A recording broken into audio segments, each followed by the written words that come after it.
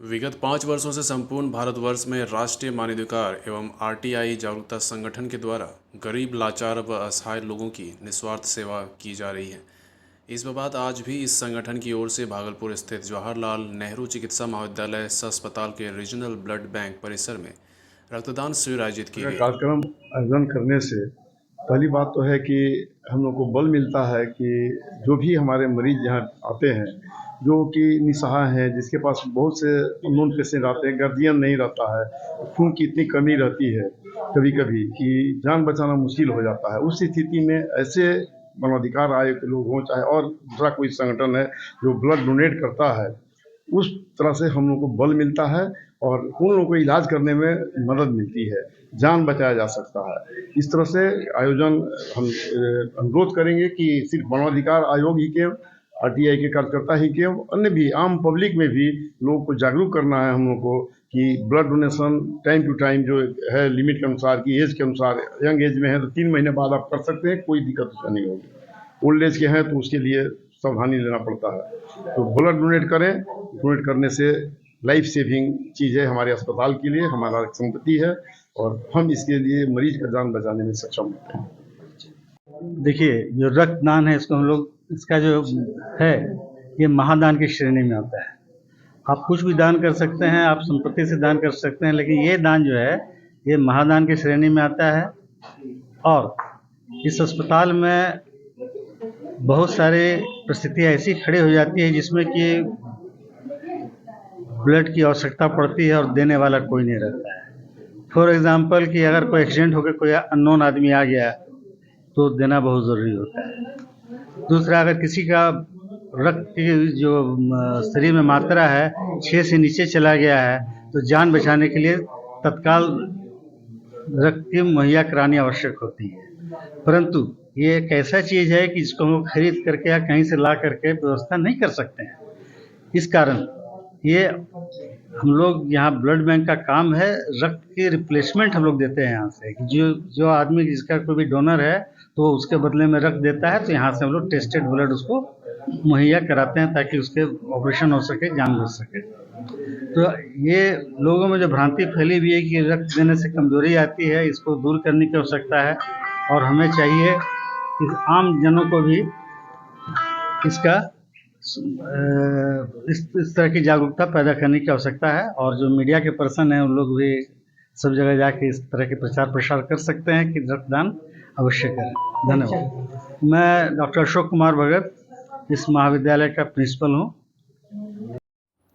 भागलपुर के बब्बरगंज थाना क्षेत्र अंतर्गत कुतुबगंज में देर रात भाजपा नेता व वार्ड 51 के पार्षद के पति शशि मोदी पर हमले के बाद शशि मोदी का JLNMCH के ICU में इलाज चल रहा है।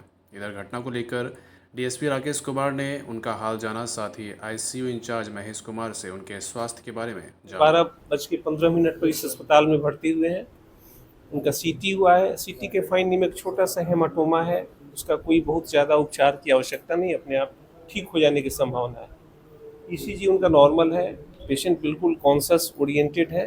हम लोग की भाषा में जो ब्रेन के स्थिति के बारे में जो हम लोग जानकारी देते हैं GCS बोलते हैं, तो उनका करीब 15/15 GCS एकदम नॉर्मल जो होता है हम सब सामान्य लोगों का, उस तरह उनका GCS है। चोट लगी है, जहाँ तहाँ उंड है, उसके हीलिंग के लिए हम लोग सब ड्रग दिए हुए हैं, ड्रेसिंग हुआ है।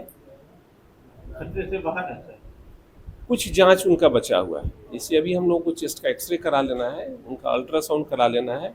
ये सब जांच के उपरांत हम लोग बता देंगे, लेकिन अभी फिलहाल वो उतने गंभीर नहीं लग रहे हैं। गोली भी क्या बोले? गोली भी ये नहीं पता है मेरे को।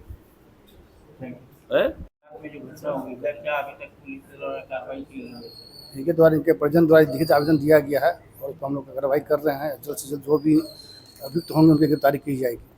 परसों रात में भी सर इस तरह के मामले आए थे और उसमें पुलिस को भी खबर की गई। नहीं, ये बात जो बता रहे हैं कि ये बात जो एकदम नहीं है। 2 दिन पहले सुनने में आया था कि कोई मेला में देखने के क्रम में लड़की लोग के कोई लोग आपस में छेड़खानी वगैरह कुछ किए होंगे, जिसको लेकर ये बात पार्षद महोदय जो हैं उनके साथ डांट फटकार किए थे। उसी का बदला लेने के लिए ये लोग उनके साथ में मारपीट किए करने की बात बताई जा रही है। कितने लोगों पर मामला दर्ज किया गया है? तो वो लिखित में दिए हैं, देख लेते हैं कितने लोग दर्ज की गई है। जो है इसके अलावा जो भी लिखित के अलावा जो भी लोग उसमें सम्मिलित होंगे सबकी गिरफ्तारी होगी। छापेमारी होगी। हाँ, छापेमारी जारी। मोदी के साथ जो घटना हुई है, क्या कहेंगे सर जिस तरह से अपराधियों के द्वारा? देखिए, कहीं ना कहीं अपराधियों का मनोबल बढ़ा हुआ है और सभी सामाजिक राजनीतिक क्षेत्र के कार्यकर्ताओं के लिए ये चिंता का विषय है, क्योंकि सामाजिक राजनीतिक कार्यकर्ता हमेशा निर्भीक होकर समाज में काम करते हैं और ऐसी घटना ऐसे सामाजिक जीवन के लोगों के लिए भय उत्पन्न करता है और प्रशासन से हम मांग करते हैं यथाशीघ्र ऐसे तत्व पर, ऐसे लोगों पर जिन्होंने ऐसी घटना की है उस पर कार्रवाई हो और पुनः उसके घर पर कुछ परेशानी ना हो।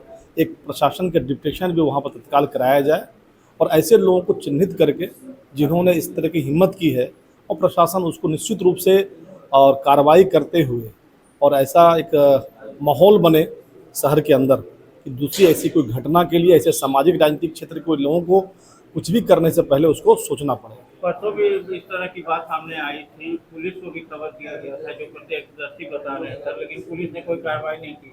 क्या लगता है, लापरवाही पुलिस की? देखिए, अगर प्रशासन को सूचना है, प्रशासन ने तत्क्षण कोई कार्रवाई नहीं की है, वह भी जांच का विषय होगा। आखिर प्रशासन अगर सचेत होती और कुछ कार्रवाई करती तो ऐसी घटनाएं नहीं घटती, क्योंकि अपराधियों का मनोबल गिरता। अगर प्रशासन ने खाना पूर्ति कर आई है तो कहीं ना कहीं यह घटना घटने से पहले उसको कार्रवाई करनी चाहिए।